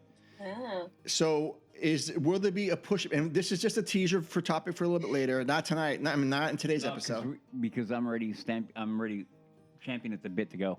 Like I can go on this one for a minute. Hold on. I got a bad feeling about this. Exactly. But so we will. I promise you, LTP, we will visit this when there's more information to come out. But this is just the general talk about Fantastic Four is coming out. Yes, Fantastic Four. It's the new one. Fantastic Four is coming out based on the 1960s Tomorrowland architecture. Is there a push to have it go back to this? And they might be onto something. And look, we have Downtown Disney looking like this a little bit. They're using the same sort of architecture now in the new stuff.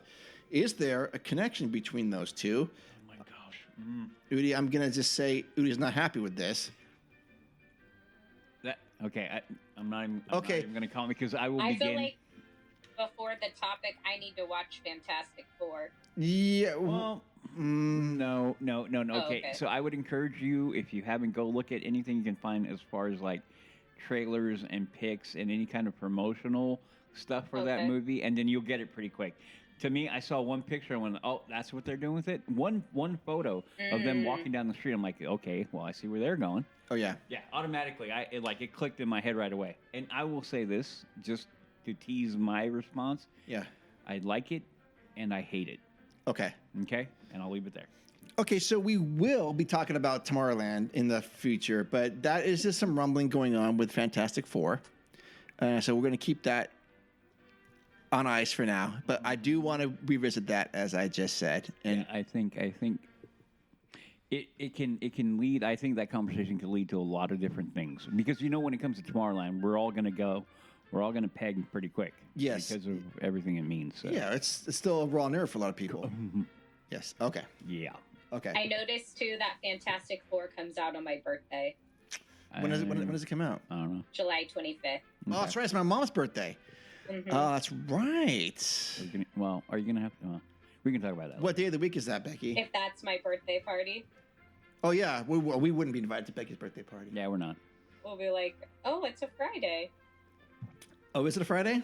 Yeah, I didn't even realize. That makes sense. It's a movie. Here at the LTP, we know that you're always looking to plan your next Disneyland getaway. That's why our good friends at the Eden Rock Hotel are now offering a discount code to our listeners to offer you 30% off your next stay. That's right, 30%. It's huge savings. Go on to their website at EdenRockAnaheim.com, enter the code EdenMagic, that's EdenMagic, for 30% off your next stay.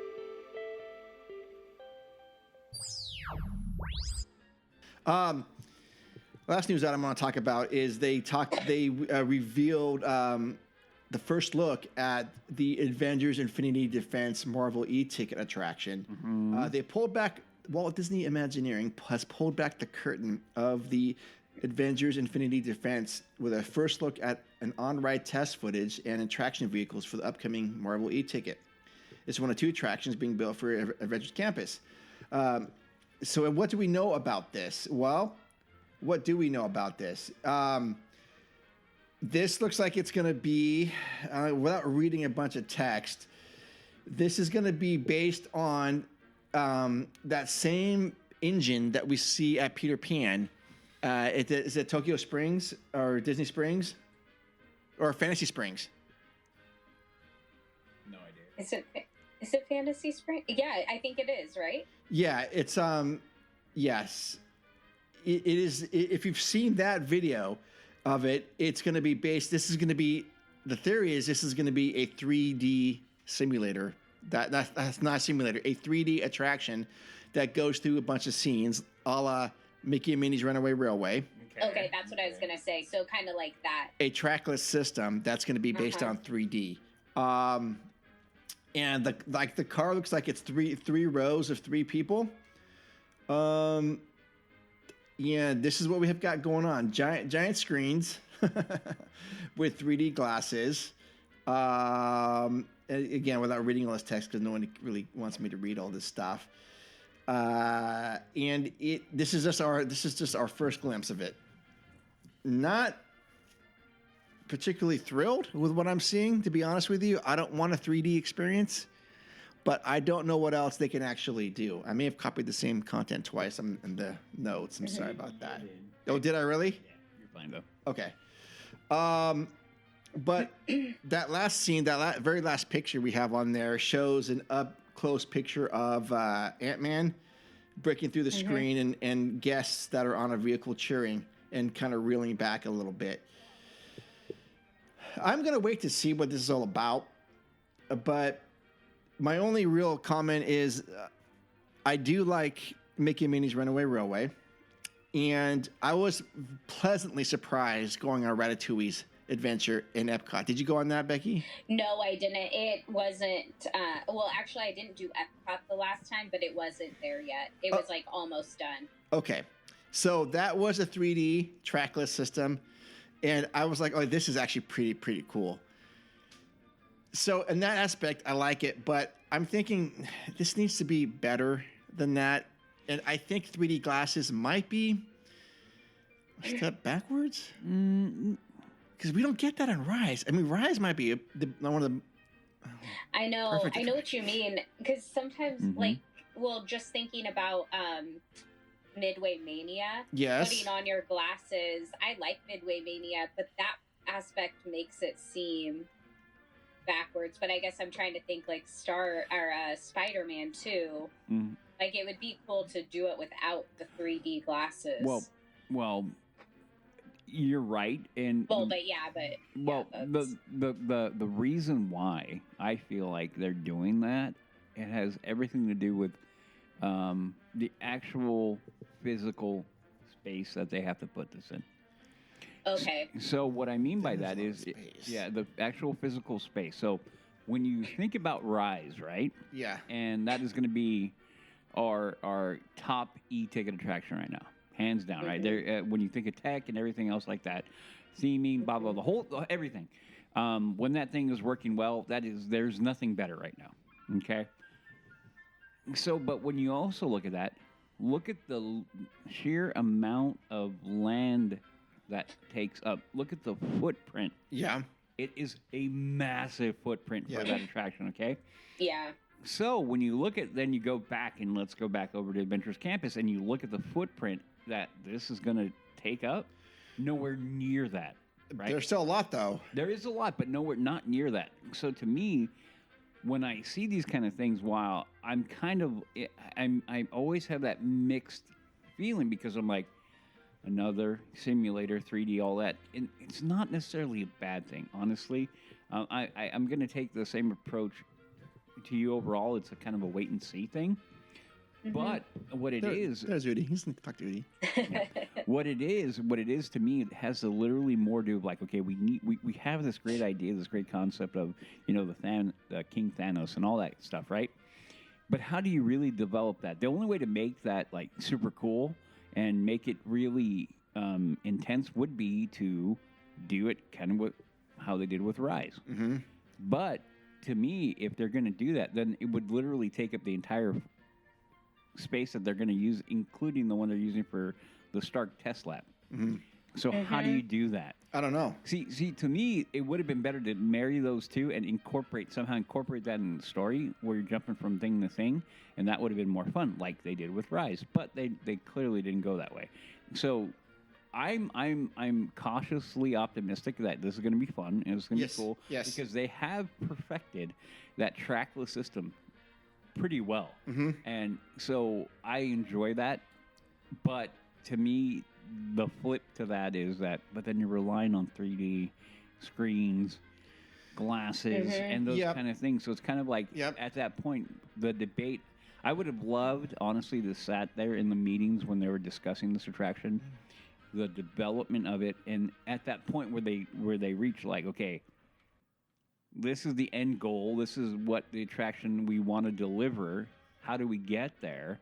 And okay, we're at that point. It's like 3D glasses. Are we going to have to do that? And then that discussion.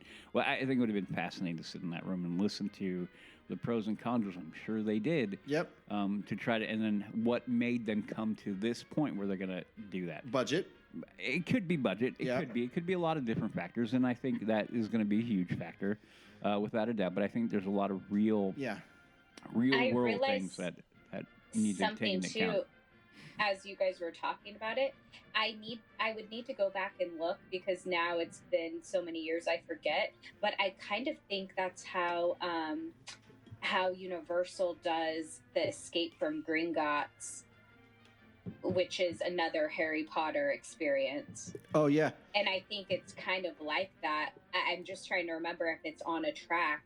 But I think we wore 3D glasses and you go in between some like 3D experiences and like screen changes. I'm almost positive, like almost like a similar vehicle. Yeah. Yeah, I mean, I listen. I mean, me talking about 3D glasses, that's my own hang up. I totally get what you mean. I mean, I just want the envelope to be pushed further. Yeah, and I get your point. I mean, because I think we said it often when it comes to Rise, like the bar is set pretty high, and anything to surpass that is going to be a monumental effort. Okay. Yeah. Hence why I keep on getting frustrated with the whole Avatar thing. Is like, if you guys want to do this justice, it's going to need to be on par with Rise, and the only place you're going to do that is not on the current landscape and the current footprint of the park. But anyway, I digress. So I get where you're coming from. It does, in essence, kind of feel like maybe a step backwards because of the leaps in technology that have happened. But again, being realistic about where it is and where they're putting it and what they're trying to do, I don't disagree with it. You know what I mean? Mm-hmm. Yeah. So it might be the only way, really, correct. that they can fit it in. And if they deliver on the theming and the story, that's going to be the key part, right? Because this is where I've heard, from both of you now with TBA, where the even though you liked it, Becky, Mark didn't, where you both agreed where it failed was story. Okay, so if they go with a good story and they tell it well and it immerses you, that's going to be the most important part, and I think most people will connect with that. And then that'll be okay. So regardless of the media that you're going to consume that story in, as long as it's well done, you may be nitpicky about but if it's good, you're still going to make, well, it's still fun. So so I'm hopeful because I love the idea of the whole King Thanos and all this stuff. Yeah. It was great. And I'm glad that they're kind of still moving along that line because this is, again, where I'm going to go back to where a positive for Disney. Marvel has also fallen off, but where was it at its height? Thanos. Yeah. So this is another thing. So again, more of this Disney, please. Yeah. Good. And I'm 100% looking forward to this, and I will ride this as soon as it's open, as soon as I can. I don't know. I have no complaints really, except that we'll see. I mean, shoot, it may be. We don't know how high this is going to be. There may be multi levels where this thing could drop, a la Rise.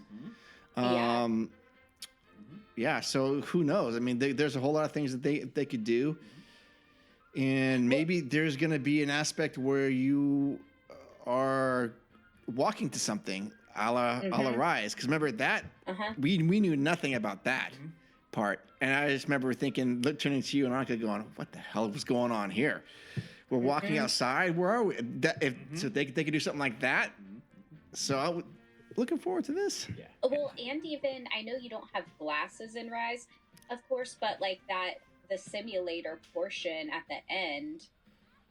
Yeah. Like, you know what I'm talking Yes. about? Yeah. Like if you're like trying to think about it, if you're going from a trackless and then adding simulator, we really might get something kind of like that. Yeah. Yep. Or that. Just that aspect of it, Exactly. which I think would be pretty cool. Yeah, so you bring up a good point because of Rise and what they've done with that story element and how they went from a trackless and then you get locked into a very controlled descent thing, which was great, which is fantastic. They can do that there, and they already know how. So this is why this is why I said it's going to really rely on what the story is and what they and how they tell it and how they take you through it. Yep. So this has the potential to be really a lot of fun and very cool and a perfect adaptation and expansion of Avengers Campus, which is really needed. So yeah, I'm cautiously optimistic. I'm like, keep on bringing the stuff, Disney. Let's be more transparent on what you're developing. And then that is only going to add to people going like, okay, cool, because they haven't been doing this. Now, the last caveat to this is I'm going to say the only thing that they're not doing right now is Disney Ford, still nothing. And I'm getting a little worried now at this point. Well, we've got a D23 coming up this year, but not the main one. It's the alternate one. Yeah. So there's some stuff going to come out from that. Maybe. And then maybe. Did you see next? The Star Wars Celebration is next month. You see that Disney Parks is going to be there for the presentation? I didn't. Yeah, they just announced that. So I don't know what that's going to be. Interesting. Yeah, interesting is right. They're going to have a panel. So that. Oh, you know what it may be? It may be talking about what they're doing with smugglers. It could be. It could be something else. Could be. Yeah, but I think that's good. Yeah. Okay. Cool. Yep. Well, that was what we had for the show. I do want to go over pro tips though, because that's something that I actually enjoy doing. We've got people in the park right now, listeners that are there, but people that are planning a trip in the near future. This is to go beyond the normal stuff that you find online. This is stuff from insiders. This is the kind of stuff that we, as the LTP, usually charge hundreds of dollars for this information. But we're going to give it to you for free. We're doing it pro bono. Yeah, pro bono. So again, this is just one. I always you have to keep it to one because we can go on forever about this. Just one thing that you can do to make your trip a little bit better, a little bit of magic beyond what Disneyland tells you to do. So you have a pro tip to make it. I'm going to go with one that I have said before, and I haven't brought it up as of yet. Pausing and taking your time out of the day to kind of remove yourself from the park and all the hustle and bustle, okay? And so the way to do that, a lot of people can find a quiet attraction. Lincoln, that kind of thing, right? That removes you from like the hustle bustle, everybody moving around. But to me, the epitome, there are two things you can do to really kind of pull you out of it and kind of change your mindset. And they're both going to be around the rivers of America. Okay. So what you can do, if you feel like, man, I'm just in with a crowd of people, all the stuff, everybody's moving, everything's, that need that some people have to make the next attraction, blah, blah, blah. So take the break, go on, if it's running, the Mark Twain, okay? Go up to the upper deck and sit down and take in that loop. Because what you're going to get out of that is a way you're out of the vast majority of the people. You can still see them running around, but you're also getting that quiet, nice sense of like the river, seeing Bayou Country, moving around and going around. It is nice and calming, and it is one of the coolest things you can do. That again, it'll remind you that you're not in it'll make you feel like you're not in the middle of a city. You're outside your way. The other thing you can do is get on that flatboat and go to Tom Sawyer's. Yeah. Okay? And you don't even have to go do all the pirates and go digging around, do all that stuff, or go along the other side and go through the bridge and the barrel bridge and all that other stuff. You can literally go find a corner, go down to where the pirate treasure is, and chill. And in that back corner, honestly, is one of the best places because in that back corner, you are so removed from everybody. Hardly anybody ever goes back there. You'll probably have a handful of people go walking by you, with their kids or whatever. But it is as quiet as you can get while still being outside. Yeah. And you can literally sit there for as long as you want and just take in that scenery of that back corner.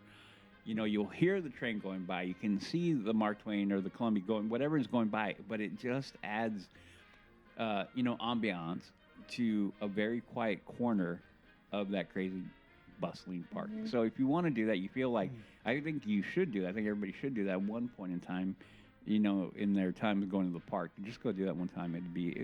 You may find out that you really like doing that. Excellent points. The Mark Twain, do you have a recommended time that a guest should do this? There's nothing like that river at night. There you go. It is really... or at dusk. At dusk. Honestly, it is, and I don't use this word lightly, transformative. Ooh, yes. Yes. It'll hit you in a way that you're not prepared for. If you haven't done it before, and you give yourself that moment to just take it in, it will hit you in a way that you're not ready for. That's correct. Yeah. Very accurate, Udi. Did not expect that from you. I thought you were going to say order the 2 enchilada plate. Bro, that's standard. That isn't even like a pro tip. That's like a gotta do. Like if you're not doing it, you can't be friends kind of thing. Yeah, sort of thing. Glad you're at Rancho right now, Marcus. Shout out. Yeah, Marcus, he's there right now, or maybe he's gone now. Yeah. Or maybe he's back in there again maybe he's gonna get seconds because he loved it so much. Yeah. Actually, Jess does have her comment real quick that she has a pro tip to share. Hit it and quit it. Yep. Oh. She needs to come up with Jess, one. Yeah. You need to cut that. You need to stop. You need to behave yourself with that. I mean, we try to. It doesn't matter. She always has her advice. Okay, I know no one's gonna do that. Yeah. Becky, do you have a pro tip? Yes. Okay. So my tip is actually going to have to do with Rise of the Resistance. So if you do not hit it first thing in the morning, I would say do not let the lines scare you, but wait to go back at 8 p.m. or after at night. Because the line, every night I checked it, significantly reduced. And after a long day, that is a really great cue to walk through. There are so many places to sit. It's covered, depending on the elements, if it's cold, hot. And it's an enjoyable place, I think, to be in the evening. And let me add to that real quick. One of the beauties of Rise is if you ride it in the morning or during the day, and then you actually go back, which I have done, and ride it at night, you will see that the attraction does change with the clock. So when you're coming back and crash landing in the day, it's in the day. When you're coming back and crashing and landing at night, it's at night. So it's Is it? It is. I didn't notice that. It does. I actually didn't notice that, and I did it in day and night. Yeah. No, it will. It changes. But yeah. Interesting. Yep. I've done it at night. I didn't notice that. Yep. Okay, well, that is some very good advice, Becky. I mean, I don't know if they do it anymore, but every time I rode it. Okay. Yep. I did it on purpose to test it. I'm like, is it going to switch? I'm like, oh, yep. Well, sure did. I mean, because it's primarily indoors, but there is a different vibe at night for that attraction. There is. Yeah, I have pictures of that waterfall at night. Yes. It is amazing. It's gorgeous. Yeah. Yeah. Yep. Man, do you remember when that wasn't open and we walked back there and there's cast members standing in front of it? You and I could hear the flipping waterfall, and we're like, and this was months before it even opened, and no, wait a minute. This was in August. Nothing opened in January. So that's when it was, 6 months. And they would not let anyone go back there and can we just walk over there and take a look at the waterfall? Because we can hear it. Just can't see it. Yep. Oh my gosh. Yeah. This is super random, but that area, it makes me want to have a camp out there. Like if Disneyland ever had a sleepover party, that's where I would want to take my sleeping bag. I would put my tent next to that X-wing. Uh-huh. Yeah. Right there. Oh yeah. Yep. Man, this reminds me, going on a tangent though. When Big Thunder Ranch was open, I often thought about camping out there. If they had if there was an upcharge for camping, I would want to do that. Just I mean, I'm not a big camper, but I want to spend the night there. Wake up. Yeah. Oh my gosh. Oh, I'm getting all worked up. Yep. All right, very good answers. My pro tip is kind of again taking it down a little bit of notch here is on Main Street. You know, you walk in and you go, oh, let's plan your adventure. Let's just go Adventureland, Frontierland, Tomorrowland, whatever it is.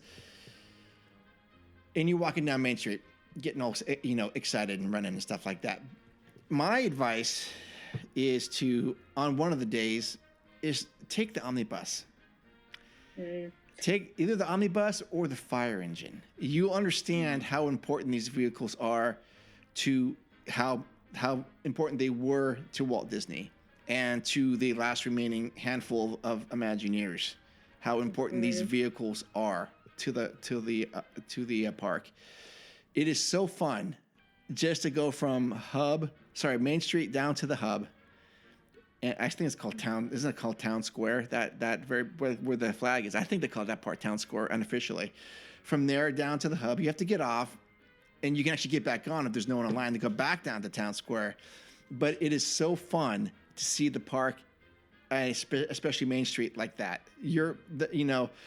The people that you're with, they're gonna go, I don't want to do that. This can take so long. But you wait, you put them on there and watch how they smile and look around and pull out their cameras and start taking selfies. And that's what it does. And I would say, just do that. And the cast members that are driving these vehicles, they're usually pretty funny too, and they're very chatty. We'll say 2 or 3 things that you didn't know, and it's just I don't know. I think it's a very cool way to walk down Main Street or to go down Main Street. So I recommend that, and it's totally free. And usually there's not a big line for it. So that is my advice if you are going to do that. If you've never done it, that's my pro tip for episode 217. Yeah. Have you guys done that? I actually haven't done it, but I did want to after you mentioned it last time. And, I did mention it last time? Yeah, well, not as a pro tip, but you said on your trip with Cruella de Vil interacting. Yes. Yeah, but I didn't get around to it, but I would love to. Yes, your kids would they would think it's like the coolest thing. Yeah, to be able to do that, and it just is a vibe. It is a vibe, and here's a bonus pro tip, which I usually charge another $50 for this. But on the omnibus, it's a 2-story bus. The seats on the lower level face inward. The seats on the upper level face outward. Oh. So it is by design, and actually Bob Gurr talks about that, why he had to do that. But so do climb up the stairs, little staircase. It's very narrow. So someone like me or actually Tim, we're gonna have a hard time getting up there. But do it, and the top level does face outward, and you get a really cool view. And people look at you and go, what are these guys doing? And they're instantly jealous. Yeah. So do that. Yeah, it'll add a little bit of magic to your visit. I like that. Thank you. Okay, there's plenty of those. So we got to wait to episode 218 to get more. Okay, well that's gonna wrap up episode 217. We have a very good discussion about why DCA is a 2-day park possibly. We talked about transitions, which is great. We talked about the latest news and some Avengers campus attractions coming up. So we're looking forward to that. A very positive show. Again, thank you so much for supporting podcasters, us and any other podcaster you listen to. You are supporting independent thought. You are supporting hard work that goes into these things, and it means a lot to everybody involved. do support the show if you want to using our Patreon, which is available on leavingtodaypodcast.com. Also on Instagram, we have a link tree on there where we make it super simple to get connected that way. Follow us, watch us every other Thursday night for LTP Lounge. Check our socials as we will be dropping hints and reminders to do it from 6:30 to 7:30 Indy time. That's California time. And it is usually a really good experience. We can talk, and hopefully Becky can join us sometime for that. Mm-hmm. Yeah, that'd be fun. Yeah. And again, if you want to get involved on video, well, just let us know. We will make that happen. Yep. Okay. Udi, where can people find out more about you? You can find me on my socials, which are Instagram and Twixer, both the same handle, HAXGOALIE, Hacks Goalie, and you can find me on my other podcast, The Mando Show. We actually hung out last night, so we are going to be recording our review of Rogue One. In preparation for the release next month of Andor Season 2. 3 episodes a week on that, right? Yeah, I don't like that format, but I won't go into it. I think it's dumb. Actually, I think it's great. I disagree. Okay, that's fine. It is not unlike Good United to disagree. So, Becky, where can people find out more information about you? You can find me on Instagram at Becky_Weimer, BECKY_WEIMER. Excellent. Okay, and do listen to her or do reach out to her. Yeah. Yeah, I like to chat. Well, good. Excellent. Hopefully people take it. Well, then you're going to love the LTP Lounge if you show up because there's a bunch of chatting going on about all Disney stuff. Yeah. All right. Well, stay tuned to LTP for new segments and possibly new show stuff coming out. We got that in the works. Yeah. All right. Again, thank you so much for spending the 2 hours with us today. Maybe you've broken this up into 3 or 4 digestible bites, but whatever. We're just doing it. We love you, adventures out there, and we will see you in the parks. Bye. See ya.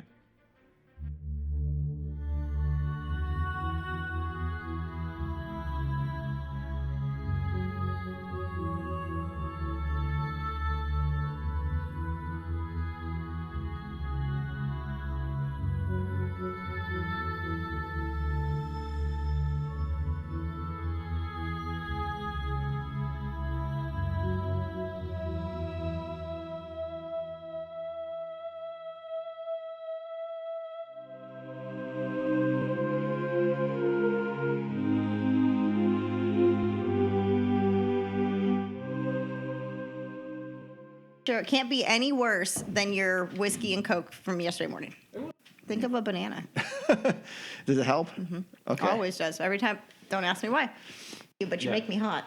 It's so close, I can feel it. Are we live? We are live. Snack break. I feel like Udi's gonna lose it with the news. Remain seated, please. Permanense status, por favor. My popcorn is popped, and I'm ready to listen. Oh, man. Where's my invite?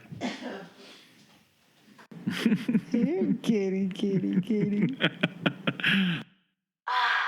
It's like a breath of fresh air. Boy, was my face red. Oh my goodness.